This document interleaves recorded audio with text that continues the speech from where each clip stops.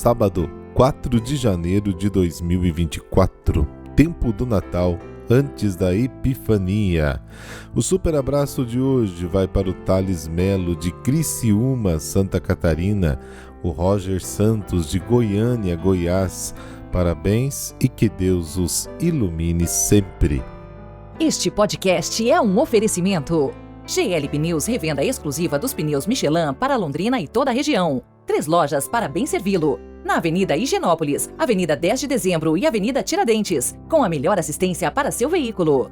Lely Esteves Arquitetura, projetos residenciais que priorizam os sonhos da sua família. Atendemos Cuiabá, Mato Grosso e todo o Brasil. No Evangelho de hoje, João Batista chama novamente Jesus de Cordeiro de Deus. E 2 dos seus discípulos, encorajados pelo próprio João, vão em busca de Jesus e perguntam: Senhor, onde moras?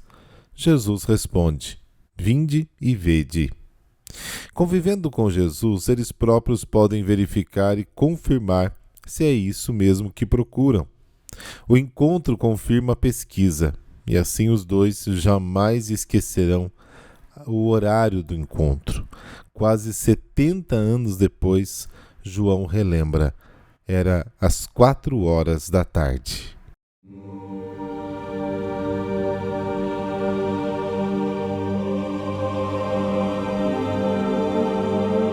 Pelo sinal da Santa Cruz, livrai-nos Deus, nosso Senhor, dos nossos inimigos.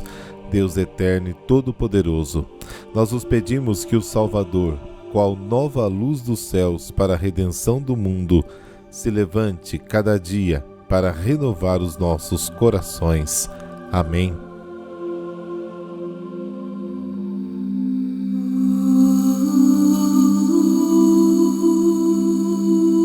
João, capítulo 1, versículos de 35 a 42. O Senhor esteja convosco, Ele está no meio de nós. Proclamação do Evangelho de Jesus Cristo segundo João. Glória a vós, Senhor. Naquele tempo, João estava de novo com 2 de seus discípulos, e vendo Jesus passar, disse: Eis o Cordeiro de Deus. Ouvindo essas palavras, os 2 discípulos seguiram Jesus. Voltando-se para eles e vendo que o estavam seguindo, Jesus perguntou: O que estáis procurando? Eles disseram: Rabi, que quer dizer mestre, onde moras? Jesus respondeu: Vinde ver.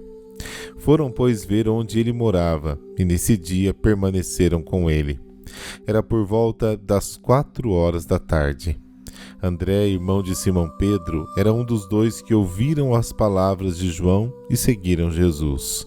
Ele foi encontrar primeiro seu irmão Simão e lhe disse: Encontramos o Messias, que quer dizer Cristo. Então André conduziu Simão a Jesus. Jesus olhou bem para ele e disse: Tu és Simão, filho de João, tu serás chamado Cefas, que quer dizer pedra. Palavra da salvação. Glória a vós, Senhor.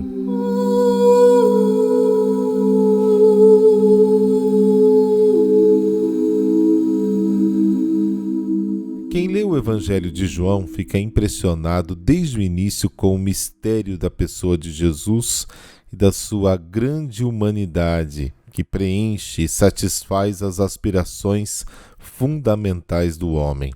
Jesus, como todo ser humano, é conhecido pelas suas relações, por aqueles momentos que se estabelecem com ele e pela relação que mantém com cada pessoa. O Evangelho de hoje destaca a relação entre Jesus e os primeiros discípulos.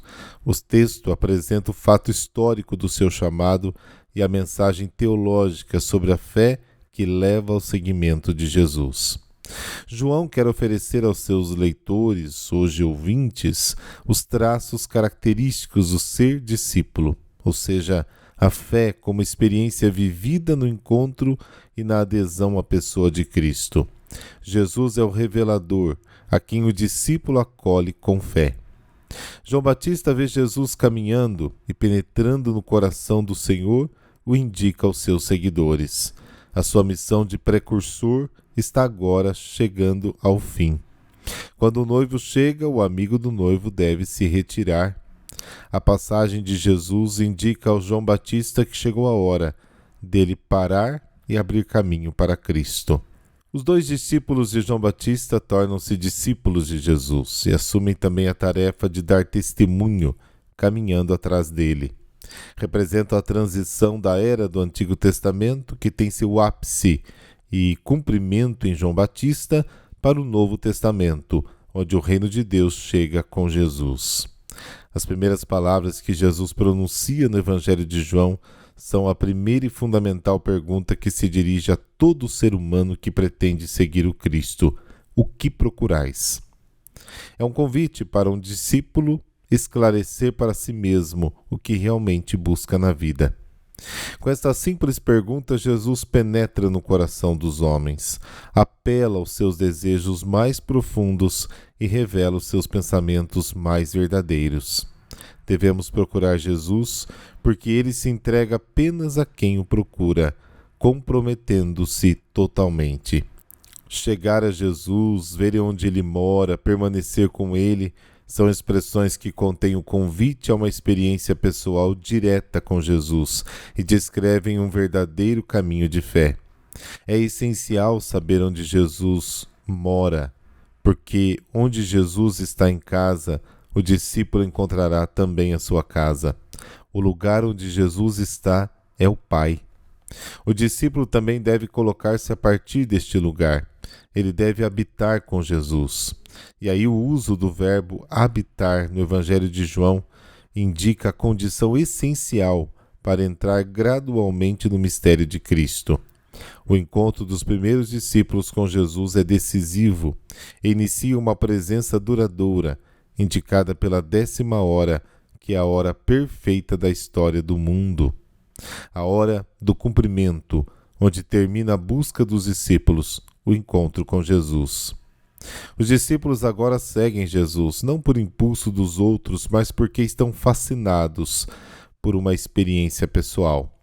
E a partir deste momento eles começam a chamar outros para segui-lo. O seu anúncio é a comunicação de uma certeza: Jesus é o Messias. Cada chamado reproduz sempre o seu itinerário espiritual de vida: anúncio, conhecimento e experiência direta de Jesus. Assim, André torna-se o guia do seu irmão Simão para Jesus.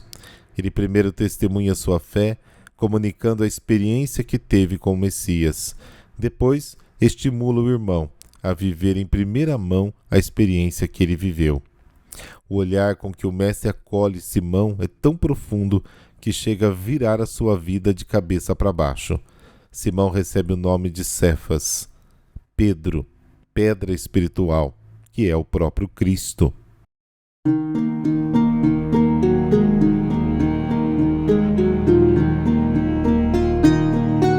E hoje a igreja celebra Santa Ângela de Foligno.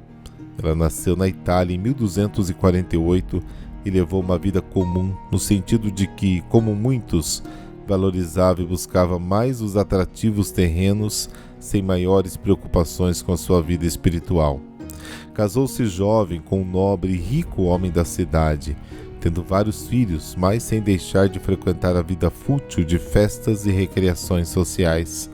Essa situação de conforto, vaidades, agitações e vazio interior foi modificada drasticamente quando, em breve espaço de tempo, faleceram o marido e os filhos. Viúva e sozinha aos 40 anos de idade, começou a considerar seriamente sua existência, buscando resposta em Deus. Entendeu então a gravidade dos seus pecados e pediu auxílio a Nossa Senhora, que a conduziu a um sacerdote para fazer uma confissão geral. Depois peregrina a Assis, ao túmulo de São Francisco, onde ocorreu a sua conversão radical. Doou seus bens aos pobres e entrou para a Ordem Terceira Franciscana, fazendo os votos de pobreza e castidade e desenvolvendo profunda devoção à paixão e morte de Cristo.